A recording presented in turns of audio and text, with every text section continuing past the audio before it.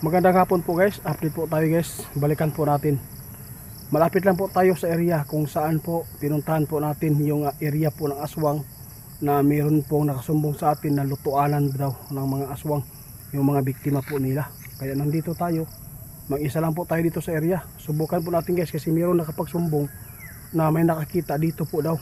Ito po yung aswang na nakikita po natin kahapon nang bigla pong nawala kung saan po natin ay tinira ng orasyon. Kaya balikan po natin dito guys kasi po may nakapagsumbong sa atin na dito po daw sa ireng ito may nakita silang kakaibang tao na hindi po talaga tumitingin po sa kanila, bigla na lang po tumatakbo. Kaya subukan natin, baka matulungan po natin. Ito po yung bahay guys, update po tayo sa inyo ha. Ito po yung bahay na to ay luma.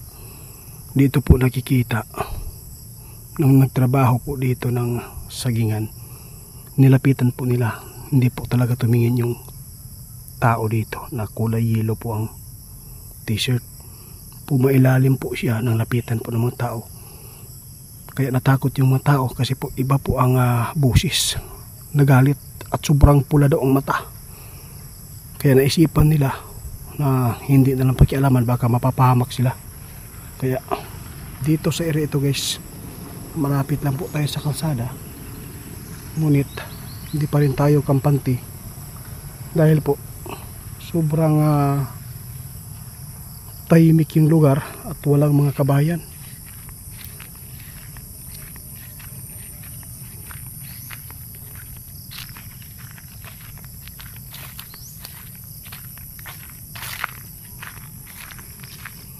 Ipapaliwanag ko guys kung bakit po sinasabi nila na yung pinuntahan natin kahapon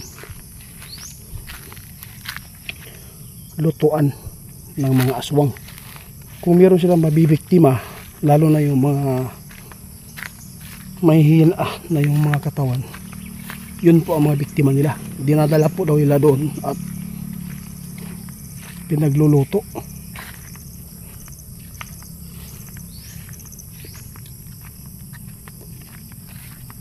Grabing sagingan dito guys, lalaki ng mga bulig.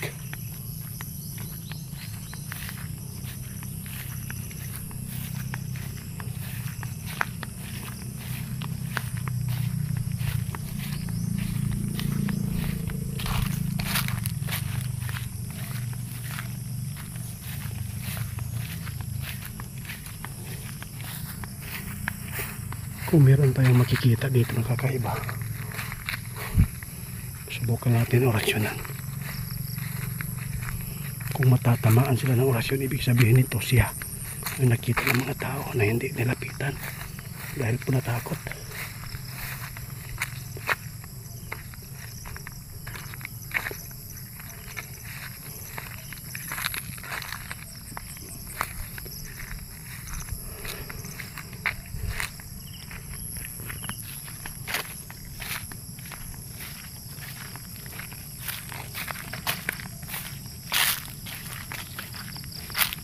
Wala kang makikitang bahay dito, sobrang tahimik yung area. Nakakatakot itong tirahan.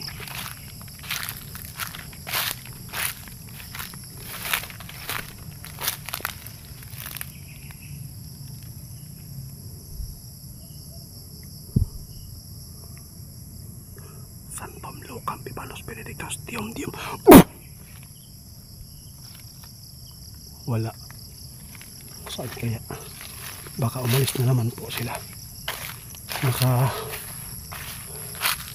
hanap ng idea. Dito tayo sa kabila guys.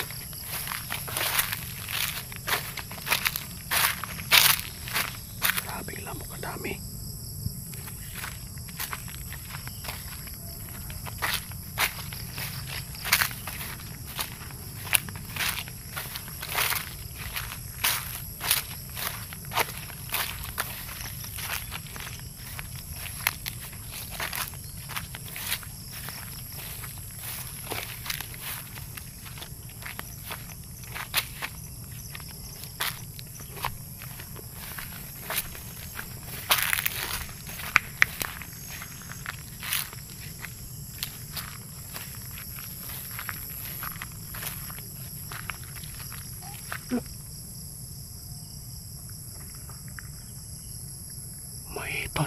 duwende. Sino yan? Duwende ka, no? May duwende dito, guys. Hindi kaya nakatira dito.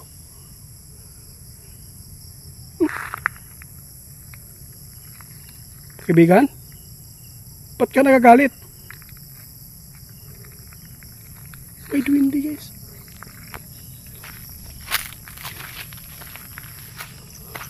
Hala. Ang laki ng punso. Kaibigan? Pasensya na po.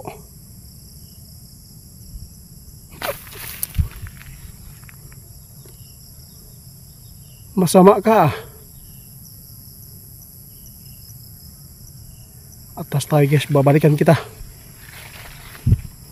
Babalikan natin yan guys.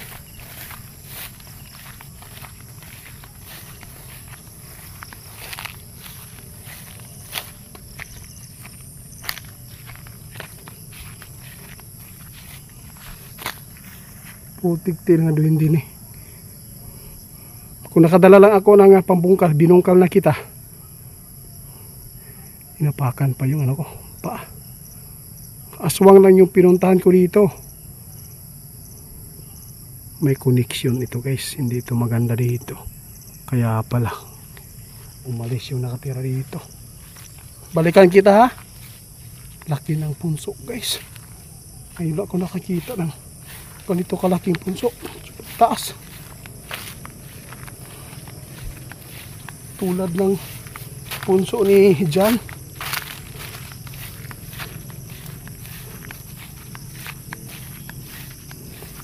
Walang aswang guys. Inatake tayo ng duwende. Puti-til.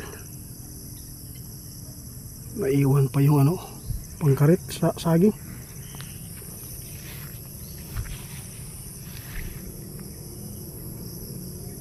Puti-til. Ang dami pala dito.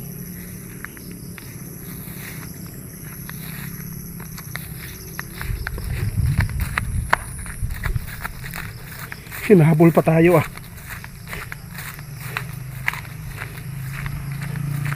May duwende na tira na masama guys.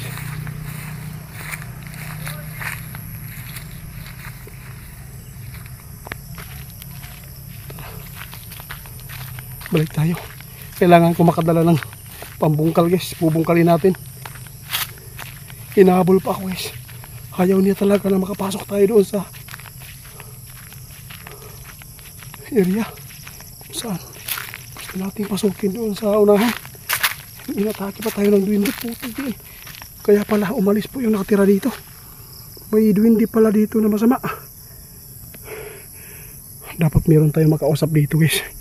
Yung may-ari ng lupang ito, may-ari ng kubo, kung ano talaga ang nakatira dito. Masama ba or pinaglalaroan lang tayo. Babalikan natin yan guys.